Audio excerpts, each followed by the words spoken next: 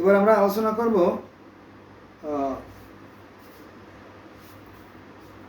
25 নম্বর,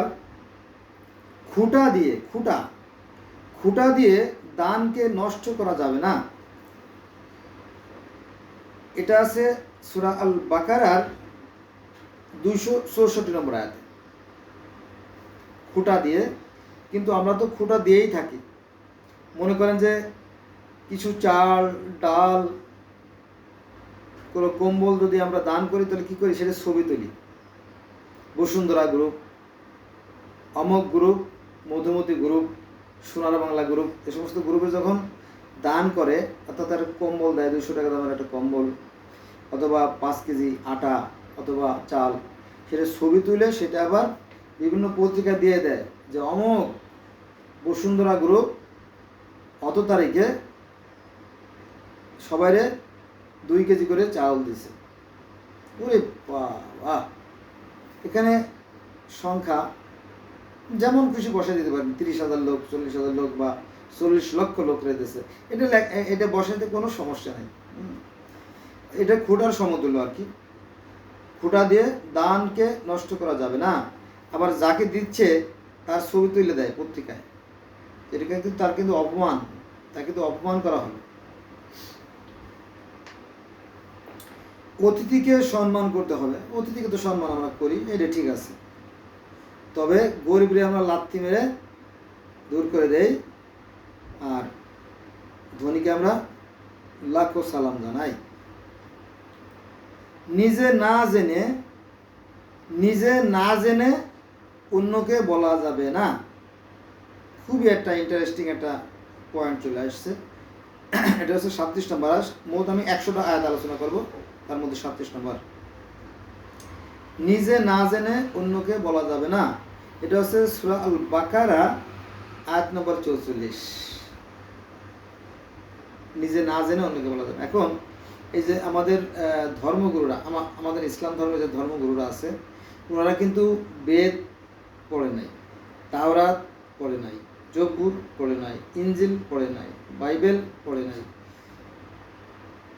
গিলগামেশের মহাকাব্য পড়ে নাই, মিশরীয় ধর্ম পড়ে নাই, গ্রিক ধর্ম পড়ে নাই, রোমান ধর্ম পড়ে নাই, বৌদ্ধ ধর্ম পড়ে নাই, অ্যাজটেক ধর্ম পড়ে নাই, মায়ান ধর্ম পড়ে নাই, ইনকা ধর্ম পড়ে নাই, ডগন ধর্ম পড়ে নাই, রাস্টাফারাজিয়ান ধর্ম পড়ে নাই, কনফিউশন ধর্ম পড়ে নাই, তাও ধর্ম পড়ে নাই। এই যে শত শত হাজার ধর্ম আছে, এগুলো পড়ে নাই। পড়ছে কি? শুধু কোরআন। শুধু কোরআন। কোরআন পড়ে বলে যে এইটাই ধর্ম, আর কোনো ধর্ম ধর্ম না। অথচ কোরআন কিন্তু তা বলে না। কোরআন কিন্তু অন্যান্য ধর্মকে সমর্থন করে। এটা একটা অন্যায়, এটা চরম ধোঁকাবাজি। এই জন্য আমি মাঝে মাঝে যেটা বলি যে এই আলেমরা, অধিকাংশ আলেম ধরা খেয়ে যাবে। এরা সাধারণ, বিশেষ করে গ্রামের যারা সাধারণ অংশীকৃত লোক, তাদেরকে ধোঁকা দেয়। আর শহরের যারা শিক্ষিত, তাদেরকেও ধোঁকা দেয়, কারণ তারা কথা বলতে পারে না, বলতে পারলেও কথা বলতে পারে না। দেখা যাচ্ছে যে ওরা এই মূর্খর দল যেগুলো, সেগুলো হচ্ছে সংখ্যায় 98%। আর 2জন লোক অত জ্ঞানী গুণী, তারা যদি কথা বলে তাহলে তারা ছিঁড়ে খেয়ে ফেলবে। এই জন্য ভয়তে কথা বলে না।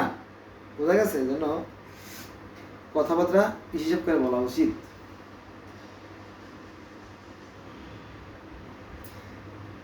এবার আমরা যাবো 38 নম্বরে। কাউকে গালাগালি করা যাবে না। কাউকে গালাগালি করা যাবে। কে বলতেছে? কোরআন শরীফ বলতেছে। কিন্তু আমরা তো সকাল থেকে গালাগালিতে শুরু করি, রাত পর্যন্ত গালাগালিতে শেষ হয়ে যায়। গ্রামের কিছু কিছু বস্তি এলাকা আছে, তারা এই সমস্ত করে থাকে।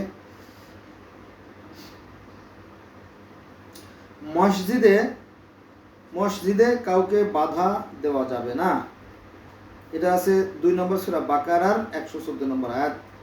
কিন্তু মসজিদে তো তালা মারে থুয়ে দেয়, এখানে যাওয়া আর না যাওয়ার কোনো প্রশ্ন আসে না। অনেক সময় একটা কথা বলি, অনেক সময় আমি দেখছি, আমি নিজে আমার প্র্যাকটিক্যাল এক্সপিরিয়েন্স, মানে ফ্রম মাই লাইফ, যে শিক্ষিত হায়ার এডুকেটেড পারসন, মানে উচ্চশিক্ষিত, এমএসসি, বিএসসি, হ্যাঁ, বা অন্যান্য উচ্চমানের শিক্ষিত তারা বিভিন্ন কোম্পানি চাকরি করে, মনে করেন স্কোয়ার, বেক্সিমকো, ফাইসোস, অ্যাভেন্ডিস, রেমেডি, বিভিন্ন ভালো ভালো কোম্পানিতে চাকরি করে। কিন্তু সারাদিন রোদের মধ্যে দোকানে দোকানে ঘোরাটা বেশ কষ্টসাধ্য। তো দেখা গেলো যে জোহরের নামাজের সময় নামাজ শেষ করে একটু এই 5টা মিনিট হাতটা পাটা একটু রিল্যাক্স করার জন্য একটু বসছে বা একটু শুয়ে পড়ছে, এই ওঠেন ওঠেন ভাগেন, কেন ভাই? নামাজ শেষ হয়ে গেছে, জামাত শেষ হয়ে গেছে, ভাগেন যান যান। তো এই লোকটা তাড়াই দিয়ে ওরা আবার বসে বসে কি গল্প করতেছে। এটা আমার সামনে পরীক্ষিত, আমি দেখছি অনেক সময়। আমিও দীর্ঘদিন মার্কেটিং লাইনে কাজ করছি, তো এটা আমার আছে। তো দেখেন যে এই যে লোকটা তাড়াই দিল, হয়তো ওই মসজিদ দেখাশোনা করে, পরিষ্কার পরিচ্ছন্ন করে, ও কিন্তু মূর্খ, লেখাপড়া জানে না, ভালো মন্দ কী জিনিস তাও সে বোঝে না। কিন্তু সে যার সাথে বেয়াদবি করলো সে লোকটা কিন্তু অনেক বড় শিক্ষিত। মাসে দেখা গেছে সে হয়তো, টাকার কথাটা বলা ঠিক না, তারপরে বলি, মনে করতে মাসে হয়তো দেখা গেছে 1 লাখ টাকা বেতন পায় বা 60,000 টাকা বেতন পায়। একটা লোক 60,000 টাকা বেতন পায়, আর সে পায় কত? 3,000 টাকা বেতন। তো তার দাপটটা কোথায়? ওই মসজিদের ভিতরে। হ্যাঁ, তো এও কিন্তু টাকা দেয়, যিনি ওই যে কোম্পানির লোক যিনি বিশ্রাম নিয়েছিলেন সেও কিন্তু টাকা দেয়, নামাজের সময় সে টাকা দেয়, আর ও শুধু খায়। তো এরকম দিয়ে ঘটনা কিন্তু ঘটতেছে অহরহ। যাক, তো ওই গেট টাইনে দিয়ে ওরা ভিতরে এসির মধ্যে বসে বসে ওরা মজা করে, আড্ডা দেয়, গল্প করে। এটা পরীক্ষিত হয়, আপনারা দেখে নিন, যাচাই করে নিন আর কি। তো এই হলো বিষয় আর কি।